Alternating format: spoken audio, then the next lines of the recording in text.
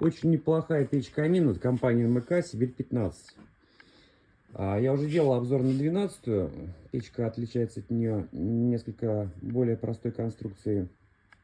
Управление воздуха тоже интересный. И большими размерами, и тем, что, видите, у нее тут вот большей панорамностью, скажем так. Стекла выходят на 3 стороны. Печь неплохо будет смотреться в углу. Итак, давайте быстренько пробежимся по отличию. Видим верхнюю подачу. Видим, соответственно, нижнюю подачу воздуха. Интересное начинается здесь. Посмотрите на вот эти вот патрубки дожига печных газов.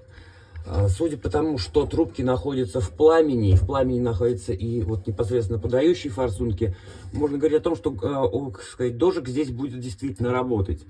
В большинстве случаев в печах, где заявлен дожиг, дожига не производится, потому что воздух просто не успевает нагреться до необходимой температуры, и воздух просто разбавляет продукты горения, способствуя получению конденсата. Поэтому обращайте на это внимание.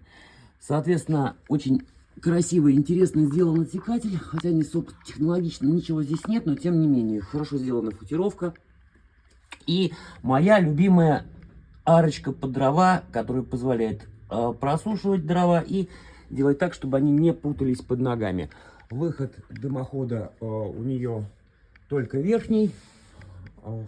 Красивая печь, которая может натопить до 250 квадратных метров.